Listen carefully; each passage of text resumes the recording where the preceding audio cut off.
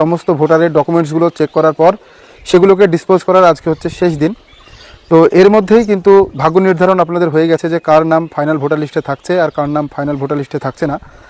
আমি খুব বিষণ্ণ মনে আজকের ভিডিওটি বানাচ্ছি, কারণ আমার পার্টির অনেকজনের নাম বাদ পড়তে চলেছে। আমি আমার ওয়ার্কিং প্লেসের বুথ লেভেল অফিসার রয়েছি, সেখানে বিগত 4-5 বছর ধরে আমার যাওয়া আসা, প্রত্যেকটা মানুষের সঙ্গে আমার সম্পর্ক না থাকলেও যাদের সঙ্গে আমার সুসম্পর্ক গড়ে উঠেছে তাদের মধ্যেও অনেকের নাম এই বাদের তালিকায় রয়েছে। আপনারা ভাবতে পারেন যে নিশ্চয়ই ডকুমেন্টস দিতে পারেনি, সেজন্য হয়তোবা বাদ পড়েছে। এটা সত্যি যে তারা ডকুমেন্টস দিতে পারেনি, তার জন্য নামটা বাদ পড়েছে, কিন্তু তাদের নিজেদের নামই 1995 সাল 2001-এ ছিল। কেবলমাত্র 2002-এ তাদের নিজের নামটা নেই বলে তাদের নামগুলো বাদ যাচ্ছে। তার জন্য যে ইসিআই রিকমেন্ডেড যে 11টা ডকুমেন্টসের কথা বলা হয়েছে, সেই 11টা ডকুমেন্টসের মধ্যে তাদের কাছে একটা ডকুমেন্টসও নেই, সেই কারণে কিন্তু তাদের নামগুলো বাদ যাচ্ছে।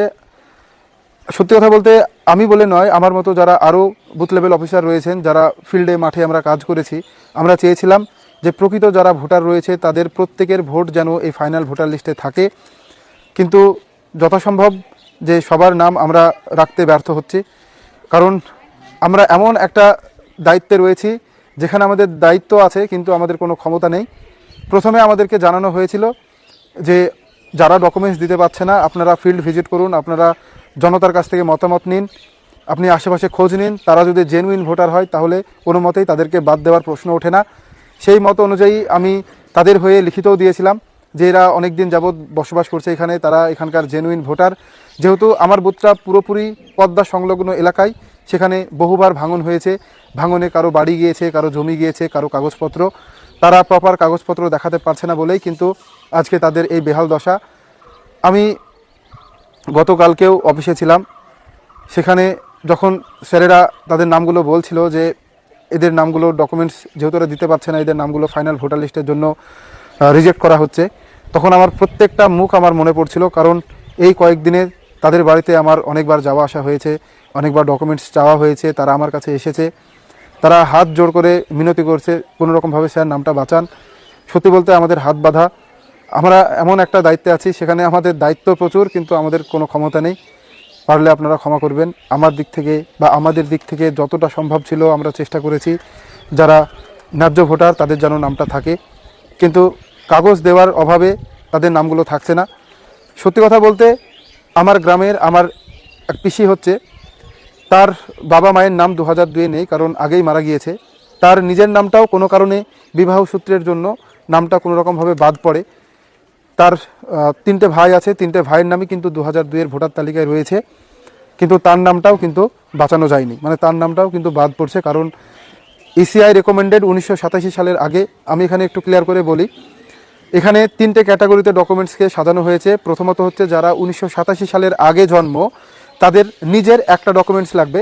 যাদের 1987 সালের পর থেকে 2003-এর মধ্যে জন্ম, তাদের 2টো ডকুমেন্টস, অর্থাৎ নিজের ডকুমেন্টস এবং নিজের বাবার ডকুমেন্টস। আর যাদের 2003-এর পর অর্থাৎ 4-এর পর থেকে যাদের জন্ম হচ্ছে, তাদের 3টে ডকুমেন্টস লাগবে, নিজের, নিজের বাবার এবং নিজের মায়ের। আমার সেই পিসি 1987 সালের আগের জন্ম, তাহলে ওর যে কোনো একটা ডকুমেন্টস লাগতো। কিন্তু ইসিআই এমন ডকুমেন্টসের কথা বলেছে যে ডকুমেন্টসগুলো কোনো সাধারণ গ্রামের মানুষের ক্ষেত্রে, যারা বয়স্ক, তাদের ক্ষেত্রে থাকা অসম্ভব ব্যাপার। আমি আমার নিজের বাবার ক্ষেত্রেও বলি, আমার বাবার নামও যদি না থাকতো তাহলে আমি আমার বাবার নামও তুলতে পারতাম না। কারণ যারা বয়স্ক রয়েছে তাদের কেবলমাত্র voter card, Aadhaar card, PAN card, ration card আর ব্যাংকের বই, এছাড়া আর কোনো ডকুমেন্টস কিন্তু তাদের নেই। কিন্তু ইসিআই গাইডলাইনে বলা হয়েছে জন্ম সার্টিফিকেট দিতে হবে, পাসপোর্ট দিতে হবে, ম্যাট্রিকুলেশন সার্টিফিকেট দিতে হবে, রেসিডেন্সিয়াল সার্টিফিকেট সেটা এইচডিও কাছ থেকে নিতে হবে। এবার সেই সার্টিফিকেট তৈরি করার জন্য কিন্তু বার্থ সার্টিফিকেট মাস্ট। তাহলে এই যে ডকুমেন্টস, ওরা 11টা ডকুমেন্টসের মধ্যে একটা ডকুমেন্টসও প্রোভাইড করতে পারছে না বলেই কিন্তু তাদের নামগুলো বাদ যাচ্ছে। আমাকে কালকেই সকালবেলায় ফোন করেছিল একজন। ছোটোবেলা থেকে আমরা দেখে আসছি, আমি যখন স্কুলে পড়তাম তখন আমাদের স্কুলের বাইরে পাউরুটি বিক্রি করতো, মাঝে মাঝে দেখা হয়, এখনও কথা হয়। আমাকে ফোন করে বলছে যে ভোটার লিস্টে নামটা মনে হয় বাদ পড়বে, বারবার আমার নাম আসছে। ওর বাবা মা অনেক আগেই মারা গিয়েছে, বয়স্ক ব্যক্তি, তার দাদাদের নাম রয়েছে, ভাইয়ের নাম রয়েছে, ওনার নামটা কোনো কারণে বাদ গিয়েছে। তিনার কাগজ দিয়ে প্রমাণ করতে ব্যর্থ যে তিনি সত্যিকারেরই ভারতীয়। আজকে এই পর্যায়ে এসে পৌঁছেছি। এতে আমি আমার ঊর্ধ্বতন কর্তৃপক্ষ যে ইআরও বা এইআরও স্যার রয়েছেন তাদেরকে কোনোভাবেই দোষ দিতে পারবো না, কারণ ইলেকশন কমিশনের এই হঠকারী সিদ্ধান্ততে তারাও বিভ্রান্ত। তিনারাও জানেন যে এই ভোটারটি জেনুইন, কিন্তু তিনারা কাগজ কলম ছাড়া কোনো কথা শুনছেন না। কারণ আপনারা ইতিমধ্যেই শুনেছেন যে অনেক এই আরও স্যারেদেরকে সাসপেন্ড করা হয়েছে। প্রত্যেকেরই ভয় রয়েছে, নিজের মান সম্মান রয়েছে, নিজের চাকরি বাঁচানোর দায় রয়েছে। সেখান থেকে তারা তাদের দিক থেকে ঠিক, তারা জানলেও কাগজ কলমে যদি প্রমাণিত না হয় যে সে ভারতীয়, তাহলে তার নাম রাখতে কিন্তু ব্যর্থ হচ্ছে। আমরা দীর্ঘদিন ধরে মাঠে কাজ করছি, ফিল্ডে কাজ করছি, সমস্ত দায়িত্বটা কিন্তু আমাদের উপরে ছিল, আমাদের উপরে প্রেশার ছিল। আমরা সেই প্রেশার হ্যান্ডেল করে সমস্ত কাজ দায়িত্ব নিয়ে প্রত্যেক ভোটারের নাম তুলব এই আশা নিয়েই কিন্তু কাজে নেমেছিলাম, মাঠে নেমেছিলাম। এবার এরকম অনেক বিএলও রয়েছে যাদের দায়িত্ব জ্ঞানহীন কাজের জন্য কিন্তু অনেক ভোটারের নাম বাদ যাবে। আমাকে একজন পরিচিত আমার ফেসবুক থেকে ভিডিও দেখে আমাকে ফোন করেছিল যে তার বাবা মায়ের নাম নেই, সে নিজে একজন স্টাফ নার্স, সে গভর্নমেন্ট এমপ্লয়ি, তা সত্ত্বেও তার নামটি বাদ পড়ছে। কারণ তিনার দিদার নাম মানে নানির নাম রয়েছে 2002 ভোটার তালিকায়, কিন্তু সেই বিএলও বলেছে যে নানির নাম দিয়ে নাকি ফর্ম পূরণ করা যাবে না, তার জন্য সে নো ম্যাপিংই রেখেছে। আমাকে হঠাৎ করে আজকে ফোন করছে, ফোন করে বলছে যে এরকম কোনোভাবে কি কিছু করা যাবে। কিন্তু আমি কিন্তু আমার বুথের অনেক ভোটারকেই নানিকে দিয়ে নানাকে দিয়ে কিন্তু আমি লিঙ্কেজ করিয়েছি এবং সেগুলোকে আমি পাসও করিয়েছি। তো সেই বিএলওর কর্মজ্ঞানহীন কাজের জন্য কিন্তু সেই এমপ্লয়ারের কিন্তু নাম বাদ যাওয়ার একটা সম্ভাবনা রয়েছে। আমি তাকে সৎ উপায় বলে দিয়েছি, এখন জানি না যে কতটা কি সে করতে পারবে বা তার নামটা সে আদৌ টিকিয়ে রাখতে পারবে কি না।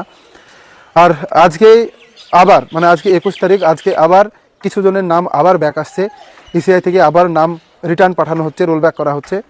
আমার পার্টি আবার 29 জনের নাকি রোল ব্যাক করানো হয়েছে। দেখি আজকে রোজা আছি, আমাকে বিকেলে যেতে বলেছে। বিকেলে গিয়ে আমাকে অবশ্যই সেই দায়িত্ব সহকারে কাজটি সম্পূর্ণ করে আসতে হবে। কারণ দায়িত্ব যখন নিয়েছি তখন ন্যায্য ভোটার সহজে বাদ দেওয়ার জন্য তো আর মাঠে নামিনি। যারা ন্যায্য ভোটার আছে তাদের প্রত্যেকের নাম ভোটার লিস্টে রাখবো, সেই প্রতিজ্ঞা নিয়ে মাঠে নেমেছি। আপনাদের শুধু এইটুকুই বলবো যে আমাদের দিক থেকে যতটা করার আমরা করেছি। এর মধ্যেই আপনারা হয়তো বা জেনে থাকবেন যে আমাদের যে বিএলও অ্যাপ ছিল, সেই অ্যাপে এসআইআর যে অপশানটা ছিল, সেই এসআইআর অপশান কিন্তু গত 3 দিন থেকে কিন্তু সরিয়ে নেওয়া হয়েছে। ফলে আমাদেরকে একটা অন্ধকারের মধ্যে রাখা হয়েছে। কার নাম ব্যাক আসছে, কার নাম বাদ যাচ্ছে, এগুলো আমাদের পক্ষে জানা কিন্তু অসম্ভব বলা চলে। আমরা এতদিন ধরে কাজ করলাম, আমাদের কোনো নোটিশ না করে, কোনো কিছু আগাম জানান না দিয়ে কিন্তু হঠাৎ করে এসআইআর অপশান তুলে নেওয়া হয়েছে। জানি না এর পেছনে কোনো খারাপ মতলব রয়েছে কিনা, সেটা যখন ফাইনাল ভোটার লিস্ট বেরোবে তখনই জানা যাবে যে এটা কতটা ন্যায্যভাবে কাজ করেছে। তবে একজন বুথ লেভেল অফিসার হিসেবে আমার এটুকুই আল্লাহর কাছে দোয়া বা প্রার্থনা বলতে পারেন যে যারা ন্যায্য ভোটার রয়েছে তারা যেন কোনো মতেই বাদ না যায়, বা যারা প্রকৃত ভারতীয় তারা যেন শুধুমাত্র কয়েকটা কাগজ দেখানোর অভাবে যেন বাদ না পড়ে। কারণ যদি এই ফাইনাল ভোটার লিস্টের নাম বাদ যায় তাহলে কিন্তু আবার নাম তোলা কিন্তু খুব কঠিন হয়ে পড়বে। আপনারা প্রত্যেকেই দোয়া করুন যেন নিজের নাম ফাইনাল ভোটার লিস্টে আপনারা দেখতে পান। আর অবশ্যই আমাদের জন্য দোয়া করবেন যেন কোনো ঝামেলার সম্মুখীন যেন আমাদের মতন বুথ লেভেল অফিসাররা না হয়। দেখা যায় কারো নাম বাদ গেল, সেই দায় যেন আমাদের উপর না আসে, কারণ আমরা কিন্তু কারো নামই বাদ দিতে চাইনি। তো এইটুকুই আজকে ভিডিওতে বলার। আপনারা আপনাদের মতামত জানাবেন। ভিডিওটি দেখার জন্য অসংখ্য ধন্যবাদ।